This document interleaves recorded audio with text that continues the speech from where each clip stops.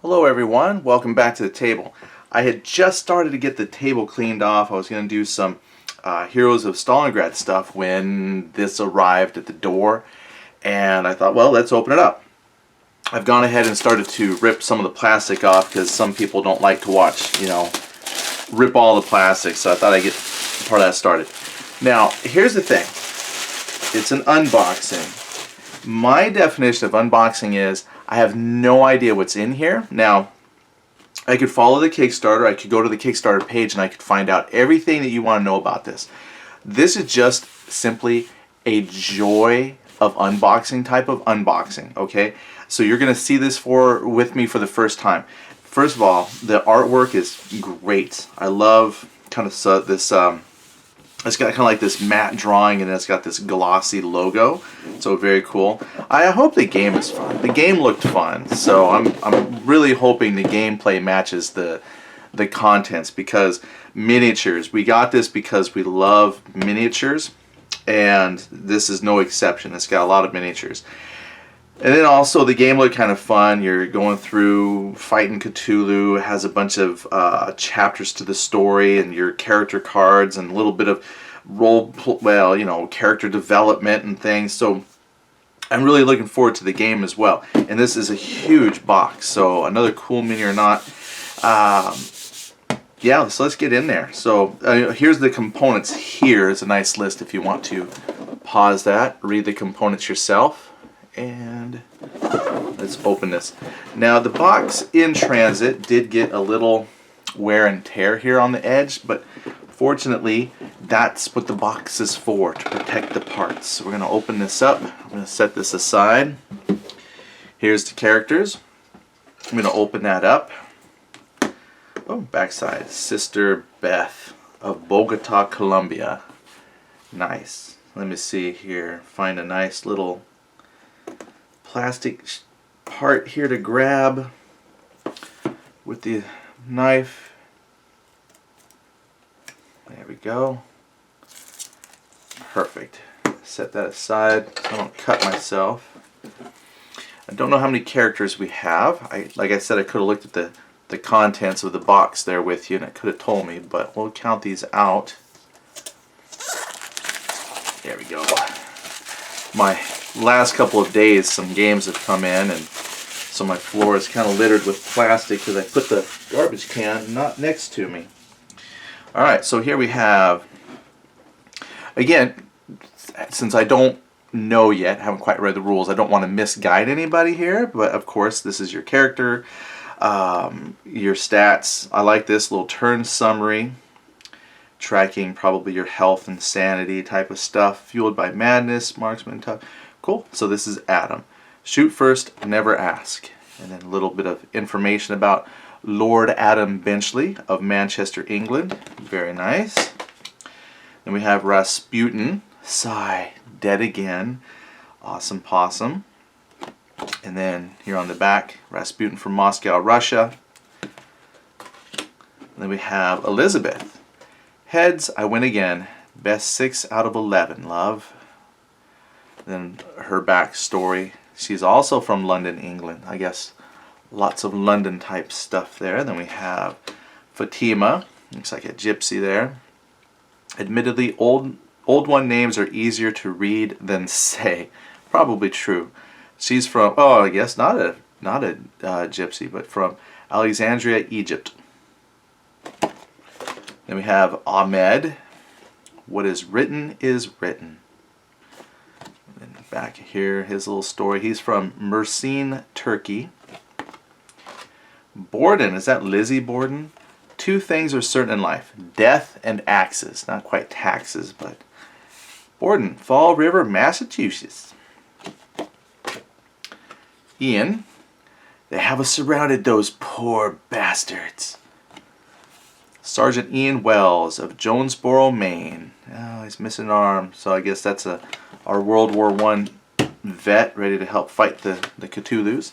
You got the kid. Ha ha ha ha ha ha.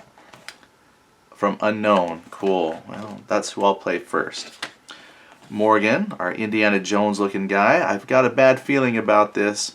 Why does it always have to be Cthulhu? John Morgan of Fort Wayne, Indiana. I was just thinking the whole time, Indiana Jones vibe from Indiana. You got it. There he is. And the nun. I usually, if I can, I'll play the nun or the kid. They just appeal to me. I think they're fun. Their lack of faith should disturb them. Thank you, Darth Vader. Quote from Bogota, Colombia. All right, great. I didn't even count out how many that was, but you have a fair number of investigators to choose from. We have a rule book.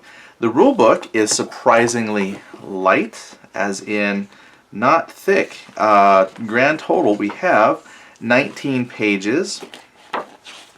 So this looks like it will be very quick to pick up and play, which is exactly how I like games. I don't mind games that have, a lot of detail and rules and things like that, but sometimes you want a game that you can just pick up, read a few things, and get going. And there's a lot of artwork in here, so it's not very dense on text. So this is a really fantastic. This makes me look forward to it more and more. Turn sequence, run, attack, rest, trade, episode actions, draw your Mythos card. Great. Okay, this will be pretty good. All right, so I'm excited about that. I was worried. I think they got the rules posted. So if you were following the Kickstarter, you could go and read the rules ahead of time. I didn't. Too many things to do, so little time. But there you go. There's a rule book. But it looks like that would be really good to pick up. Okay, so I've got a nice Cthulhu, Death May Die. My first thought is this is just a thick cardstock to kind of hold things in place. But when I flip it, it's a play mat. Awesome. Elder One episode, Elder One minions, episode monsters. Okay, good. So we're tracking progress of possibly when they're summoned and walk the earth. Lots of cardboard here. Ooh, four cardboard sheets full of tokens. So we'll rip this one open as well. And by rip, I mean carefully, surgically cut open. Ooh, observatory telescope. Fire tokens, life trackers, looks like. Alright, let's get the plastic here. And we'll get that tossed to the floor with all the other plastic we got. Okay. And you got 4 rooms. So I don't know yet if this is purely a game where your game board is just built out by tiles, which if it is, I'm used to that. I play lots of games like that, and looks like it could be. So you're going to just lay the tiles out to create the area of exploration that you'll be in, and they're probably double-sided. Oh, this is great. They're just ready to pop out too. Ooh, nice little whatever the heck that is. All right, everything is double-sided. I'm going to try and do this without having all the cardboard pop out. I'm probably going to have to make a custom insert here. Not because I have to, I just like to make custom inserts when I have the drive and motivation. It's so much nicer looking than just putting everything in little Ziploc bags. Okay, so there's one cardboard tile. There's another one again with some different tiles for exploration, and they're probably double-sided as well. This looks like a cave entrance. Says swiftness, stealth, marksman, toughness. So these are probably tokens that you can purchase and buy for your character. This looks like the tracker that you stick over here on the cardboard to track when Cthulhu or whoever is summoned, the great old one that you're fighting. Nice. This so reminds me of Game of Thrones. No spoilers, but I just like the look of that. Okay, so there we go. Here's another one. Some of these are really cool looking tiles to try and figure out what they are. Really well drawn. Health tokens. Probably maybe where the adventurers start. Staircase there. Yeah, very good. Outside. Oh, there's a little person floating in a pool of stuff there. Very cool. That's 3, and then 4. Looks like a great hall here. And a couple more places. So this gives you a few places of exploration. I'm sure there would be more tiles in time, and the fact that they're double-sided gives you a chance to kind of create a lot of different places. And I love sailing ships, so very cool on that. So yeah, this is great. Lots of versatility right out the gate. Okay, then we got the figures here. Well, let's see what this is. This looks like it's a slip cover to hold this all in place. Here are some cards. Arkham Sanitarium patient medical files. Alright, let's take a look at those. And I will have to grab, until I get a better solution here, I usually do end up putting cards like in Ziploc bags and stuff. And I'm going to try and open this without ruining too much. There we go. So we can take a look at the artwork. Mostly that's kind of what I want. You know, not worrying about game mechanics or anything like that yet, because I don't know. But I do like to see the artwork on stuff like this. So at the start of the game, make a codependent investigator. Oh, name a codependent. Keep the last Mythos card any player drew with no summoning symbol near this card until they're shuffled. Got someone there. Fear of crowds. Catatonia. Obsessive disorder. Pyromania. Yes, that'll be my son's favorite right there. Psychotic outbreaks. Yeah, that's not good. Paranoia. Well, it's not paranoia if they really are trying to get you. Kleptomania. Masochism. Hypochondria. And short-term memory loss.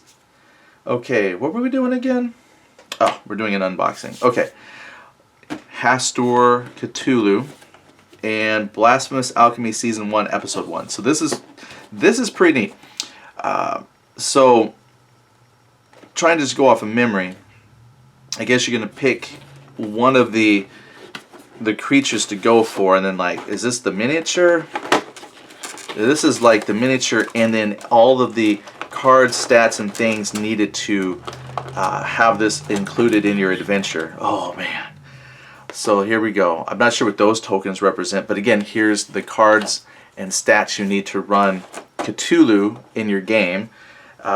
With, you know, haven't opened the pack. We'll get that in a second, because what a lot of people love to see are the miniatures, and you get 2 in here.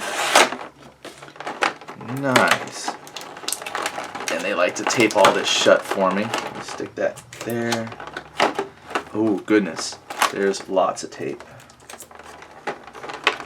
Alright, let me grab. There we go. Wow. That looks great. I can't wait till someone I know paints this. I'm probably not going to paint these. My wife will probably want to paint these. That looks really wicked. And then you got this little one here, little star spawn thing. Gosh, that is just incredibly creepy looking. Oh man, that's awesome. That is very cool. Okay, so that's in the Cthulhu box. So that's the miniatures for Cthulhu. And there we go. I was going to say, just like anything, once you take it out of the box, it never goes back in the same way again. Okay.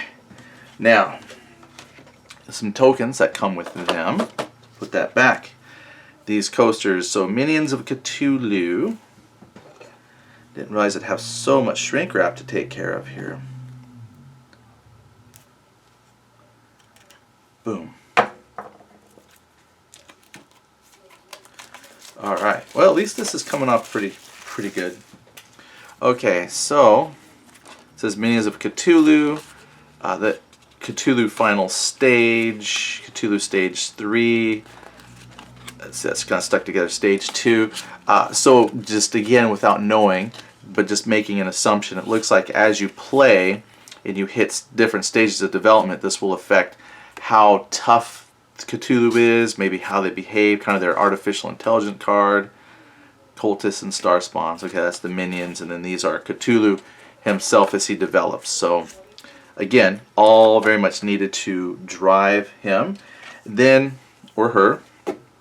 I'm not sure if they have a gender, so we'll just say it. And then here looks like some Mythos cards. Kind of reminds me of a more of a localized tactical version of like Eldritch Horror, but like here's Mythos cards that as you play along and you hit certain points of play, you trigger a Mythos card which will affect gameplay for like the upcoming turn or so. again, just to guess. Just a lot of the terminology and things I'm seeing, it just makes me think of a completely different game, but again, kind of Cthulhu based. So I'm already influencing how the game operates based on other games I've played. But very cool. I like the artwork on the back of the Mythos card, and then the Mythos card has some creepy symbolic artwork and whatnot as well. But all of that is to run Cthulhu. So as the game grows and expands, we'll probably get a lot more creatures. Here's Hastur. So we'll just take a quick peek at Hastur. Boom. Oh, this has got looks like a lot of cultists. And then Hastur, the old one, whatever you call him, great one. Let's see if I can get the tape.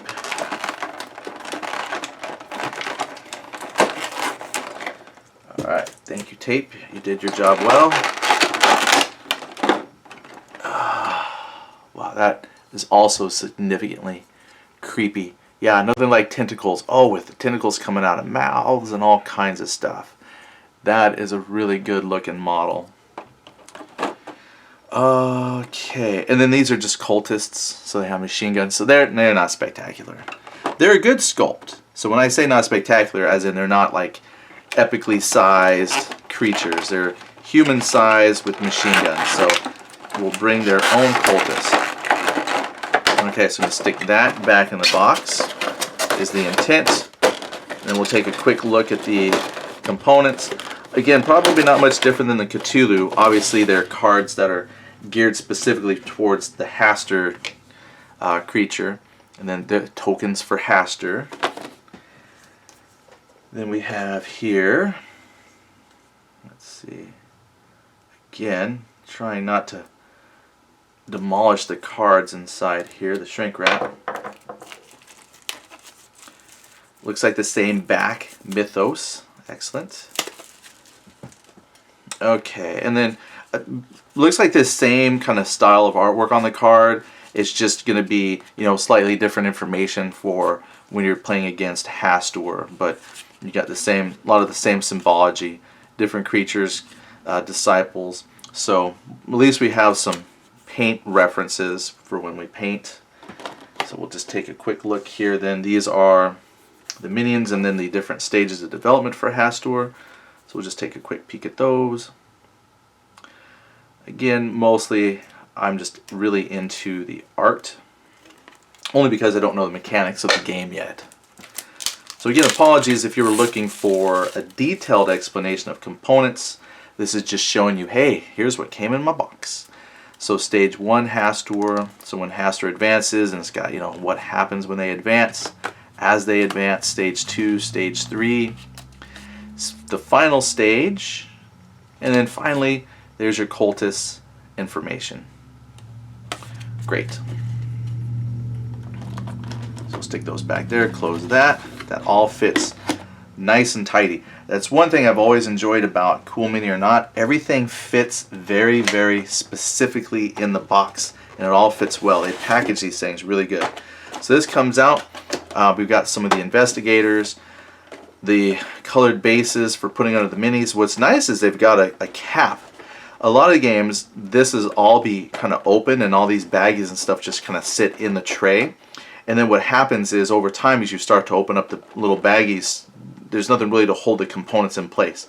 So having this cap is really nice. And then the way that all of these things stack, technically, I might not need to make a custom insert. I was only thinking that because I want to take care of the cardboard pieces. So that might be its own separate box or something that I make for the cardboard. But all of these pieces, I think, are in here really well. Okay, so there's some tape, which is taped really good. Ugh, there we go. And there's the investigators. They look really good. These are actually really good. Obviously the camera, I'm not set to zoom in and show you all the details, but these are really nice looking figures. Very easy to see the different details on them. Here's the Indiana guy, rope, his belt buckles, pistol, everything, hat. Here's your World War I veteran. You can see the medals on his chest. Yeah, these are really good. Here's the girl with her flaming fireball. The nun. There's Rasputin, Lizzie Borden. Great, really fantastic. And again, the colored bases. And you got your dice. I only see this pack of dice so far, so I don't think there would be any more dice. But if there are, you're going to be in a lower level. So there's your first set of game dice. So we'll close that up. And again, I think this is really clever the way they have this packed. I am going to take the tape off of this side. So this comes off. And then we've got some more tokens. These are, I know these were trackers for like tracking your insanity and information on your character sheet, and again it matches the colored base of the player that you are playing. So when you play, you know, you're going to pick your favorite color essentially, and then everything will relate to the color that you're playing. Easy. And that's very common. I've seen all the cool mini or not games that I play have that. It works out just fine. Again, getting into the creepy miniatures. These are great. I'm not even sure what these would be called. I know in the Cthulhu lore there's a lot of very specific names for creatures, so I'm not sure if this one has a specific name. I'm sure it does, but I don't have a clue. But I will learn as I play, because it's going to say, hey, grab one of Star Spawn or something. Look at these. Gosh, dang. Those are really good. I wish I had more lighting on top, because when I lift it up, my light is kind of all pointed down, so it makes all these shadows. Now there's a Facebook post I read where someone took like a black wash and they didn't paint the figure at all. They just put the black wash on, and then after a few minutes of drying they kind of wiped off the excess wash, and it makes all of these creatures look like statues. I would be interested to see how that would work on these. Just make them little statues. Oh, look! There's a third component here with more pesky tape and more figures. Oh boy, this is really taped good.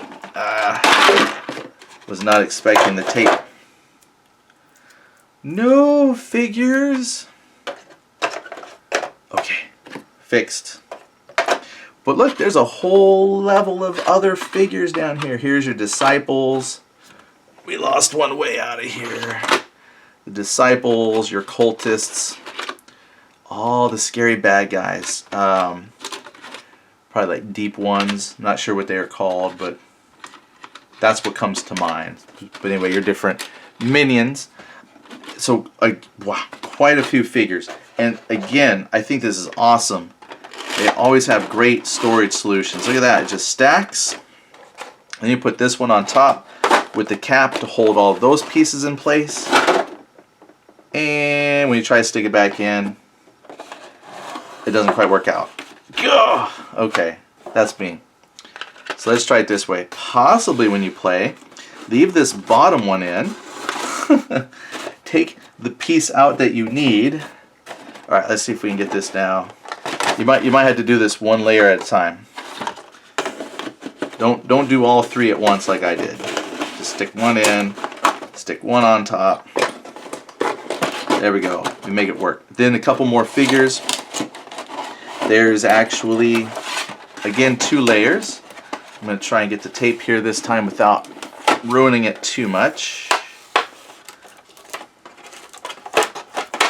Yeah, this is packaged brilliantly. If they had a cardboard solution for me as well, I'd be super excited. Oh, I did forget to put, okay. See, and I forgot about this part. So you can actually stick this on. That holds all 3 pieces together, and then gently drop that down. I forgot that was there. Alright.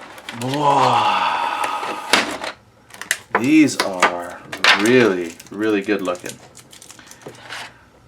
That is a tortured soul right there. I don't have a clue what that is supposed to be, but that is especially creepy. Man, I could see these working into a D&D campaign or my Pathfinder campaign. I'll have to, oh my gosh, look at all the suckers and stuff in there. Yep, we're starting Pathfinder 2nd edition, and I can see now I might have to just make some custom adventures just so I can use these creepy models. These figures are really good. Get back in there. No arguing. Whoa, I still don't know what these are. Oh man, that is really good. What in the world? Okay, so there you go. You got 4 right here. Now these are not stuck together, so for that I might just do 1. Try and get everything to fit, which it does. Just gotta be clever. And I thought I did have a cap. Maybe not. I thought I had a lid. Oh, I didn't even notice this. Probably part number for your figures. I'm not even sure where that fell out of, but we'll just stick that right here for the moment. Here it is. Here's the cap. It doesn't have a slip case that goes underneath both layers like this does, so just be careful how you get those back in.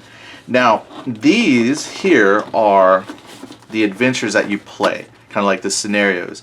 And it's got them, this is season 1 all the way out to episode 6. And this is, I guess the easiest way that I can explain it to myself is basically all the cards and components that drive the story, right?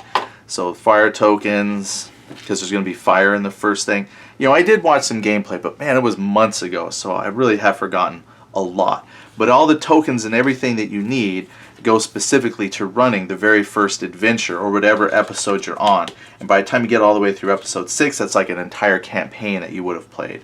So season 1, episode 1, the blasphemous alchemy monsters. Then here's like a quest or your adventure. You know, extinguish the fire, destroy equipment.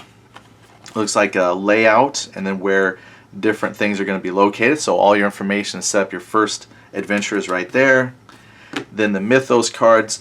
I'm afraid to unpackage these because I need these, but I don't think these are any different than the other Mythos cards. So here's your symbology that you have. You've seen one Mythos, you probably have seen it, but again, very specific to this adventure.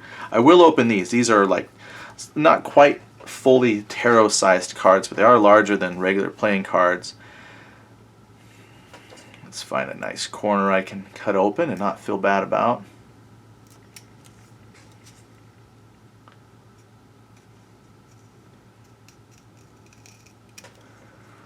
Okay, here we go. And these are Discovery. They're all Discovery cards, so I'm guessing at some point there's going to be face down, and then you draw one. The Monkey Paw. I guess these are items you can find.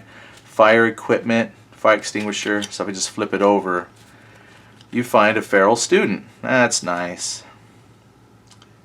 Condition, companion, assistant janitor, janitor. All right, well, it says Discovery, so I guess these are things that you find as you play. Wonderful. And there's your first adventure. I'm going to stick that back in the little box. And I think that's pretty cool that each of these episodes comes in its own box. So when they use terminology like episodes, it's really making me feel like an old TV show, you know, those serials that you'd watch, I'd say when you were a kid, but I guess any series now it's got episodes. So you're going to have your beginning, play all the way through, you know, what happens in Buffy next week. But since this is kind of Cthulhu, setting in like the 30s-ish, it makes me think of the old radio program. So you would, you know, get your daily, weekly episode of Cthulhu here. So that's pretty cool. And then you got several of those, all the way out to episode 6. Unspeakable Hour. Ooh, then all the contents of that particular episode right there. So this is great. Again, everything fits in the box like so good. The only thing I'm going to have to worry about then is finding out how to store the cardboard. Because once you punch it all, unless you are brave and take your punched cardboard and stick it right back into the spot you pulled it out of. That's what I do a lot of times. The problem is, and what I mean by that is, let's say I need this piece right here. Leave all these others attached. play my game, and then when I'm done, I just stick this right back in here, which works most of the time. You just got to be careful if that's how you want to store stuff, because, you know, since it all fits neatly like this, the only drawback is tokens that are similar, like these two stared looking tokens. Since everything is cut specific for that token, if I pop this out and then try to switch which one goes where, if they don't fit exactly right, you're putting a lot of wear and tear on the counter itself. Plus, over time, this stuff starts to wear down, and then it doesn't fit very tight anymore. So it's like a temporary solution to storing your cardboard until you find something more permanent. But in the meantime, that's probably what I'll do starting out. Here's the play aid, rules, characters. So quite a bit. This actually is a lot of stuff. Now, we're going to go ahead and put this lid back on. So I'm very excited now that we've got this. I'm going to read through this. I'm very happy that the rules were only about 19 pages. That means it should be very quick to get on and learn and start playing. So again, this was just a, hey, this is exciting. This is what's in the box. We'll do a review. It's going to take a while because I got a lot of other stuff that I got to play, and I got to teach my wife how to play, and then we'll play, and then eventually I can come back and do a review and explain how mechanics work and how the different components work. So please be patient with that. I know there's other people that have probably already had the game and they've already been playing and they've got nice in-depth reviews. So I do appreciate if you keep an eye on the channel and then come back one day and see what my thoughts and opinions on it are. But for now, that's just, hey, that's what cool components are that come with this. Now, I did get into the Kickstarter with my own money. And I want to point that out because I really did want this statue. They had a $100 statue, which it was this huge Cthulhu statue that you could, and I think it was like $100 extra, and that was just too much for my Kickstarter budget. So I just kind of went with the base game, and we're going to take a look at the Unspeakable box next. But there was some other stuff you could get from the Kickstarter, so do check that out on YouTube. You can find some people, I'm sure, sharing their big Cthulhu statue. The idea was it was not only the figure for Cthulhu, but it had spots to turn it into the game board as well. So when you played your game, you're actually playing on Cthulhu, and that was cool. Later on, my wife and I were kind of like, man, we should have just sucked it up and paid the extra money for it. So I'm hoping maybe one day I can find it and get it. But in the meantime, here's the base box. Go check it out from Cool Mini or Not. I think it's going to be a really fun game. I've got several games from Cool Mini or Not that we've played a couple of times, and then we kind of move on. But this kind of fits what we really like, and that's kind of the Cthulhu theme and the exploration theme. So we will probably end up playing all of the seasons in here at some point, and maybe playing them again, because I think, you know, the replay ability, just off the top of my head based on other games like this, is, you could say, low in as far as like the story. You know, once you play through, you know what's happening. But the replayability comes in, can you do it better? What different ways can you develop your character to see if you do the game better? So I am looking forward to running through this multiple times. But that's it for me. Thank you all so much for watching. If you have this, or, you know, share your thoughts and opinions on it, I'd really like to hear what you say. Thanks a lot. Bye-bye.